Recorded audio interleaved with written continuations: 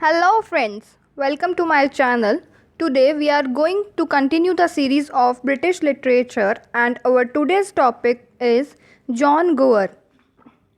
His lifespan was 1330 to 1408. So John Gower was an English poet. He was a contemporary of William Langland. जो John Gower थे वो William Langland के contemporary थे and also called the pearl poet. He was a personal friend of Geoffrey Chaucer and he was trained in law. He was aristocratic and conservative gentleman. Chaucer dedicated a part of Troilus and Cressida to him. जो चौसर थे उन्होंने अपनी work ट्रॉलियस and क्रिसीडे का छोटा सा part John गोवर को dedicate किया था. He is remembered primarily for three major works, and the works are the Speculum Medentis, the Vox Calamentis, and the Confession Amantis. These three long poems, written in French, Latin, and English respectively, which are united by common moral and political theme. So come to his works. His first major work was the Speculum Medentis, written in 1376. Its old name was Mirror de Aum. This was his first major piece in French language and in allegorical form. जो ये work था इनका first major piece था, French language में लिखा हुआ and allegorical form में इन्होंने इस वर्क को लिखा था. It is an Anglo Norman poem of 29,945 lines written in iambic octosyllables by John Gower. ये जो वर्क है इस वर्क को 29,945 लाइन्स में लिखा गया था इन iambic octosyllables में. चौसर सेड दिस वर्क मॉरल गोवर. जो चौसर थे उन्होंने इस वर्क को मॉरल गोवर कहा था. Gower's major theme of this work is man's salvation. इस वर्क का मेजर थीम था man's salvation. So come to his next work, and that is the Vox Calamentis, written in 1385. Vox Calamentis is a Latin poem of 10,265 lines in elegiac couplets by John Gower.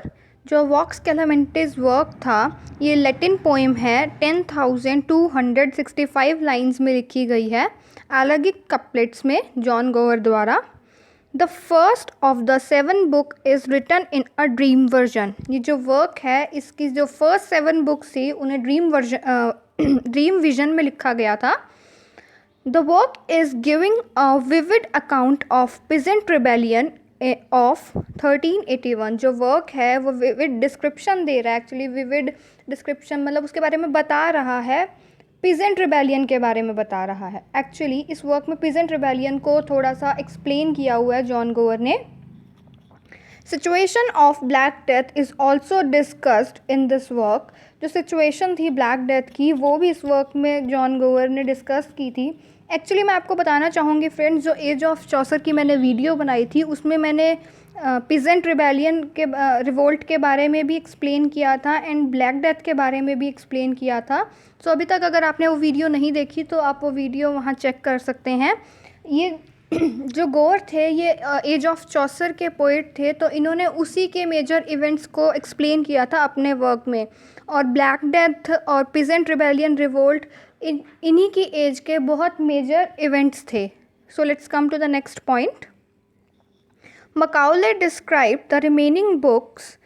जो मैंने आपको पहले बताया जो 7 books थी उन्होंने dream vision में लिखी हुई थी. एंड मकाउले एक क्रिटिक्स थे या फिर एक क्रिटिक्स थे जिन्होंने ये कहा था कि जो ये रिमेनिंग बुक्स हैं जो बाद वाली बुक्स थी उनके लिए ये कहा था the general plan of the author is to describe the condition of society and of the various degrees of men, much as in the latter portion of the Speculum Medentis. So let's come to his next work. and that is the Confession Amantis, written in 1384. Confession Amantis is its meaning is the lover's confession, is a 33,000 line middle English poem by John गोवर. इस work को 33,000 lines में लिखा हुआ है middle English के time में. This work was written in English language. ये जो वर्क है इस वर्क को इंग्लिश लैंग्वेज में जॉन गोवर द्वारा लिखा गया है.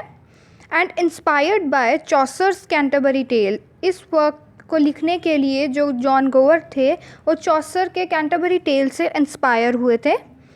This work was written in East Midland dialect and in octosyllabic couplet. इस वर्क को ईस्ट मिडलैंड डायलेक्ट में लिखा गया था एंड ऑक्टासिलेबिक कपलेट का भी यूज़ किया गया था. This work shows the confession made by an ageing lover to the chaplain of Venus as a frame story for a collection of shorter narrative poem. इसमें कन्फेशन दिखाया हुआ एक एजिंग लवर मतलब एज्ड लवर का, उसके बारे में John गोवर ने इस वर्क में बता रखा है as a narrative. This is a narrative poem. According to its prologue it was composed at the request of Richard the two. जो ये वर्क है इसके प्रोलॉग से पता लगता है कि जो वर्क है रिचार्ड द टू के रिक्वेस्ट के थ्रू बना है. सो इसी के साथ हमारा जॉन गोवर फिनिश होता है. एंड अगर आपको इस वीडियो में कोई प्रॉब्लम लगी हो तो प्लीज़ कमेंट सेक्शन में कमेंट कीजिए. And if you like my video please subscribe, like and share. Thank you friends.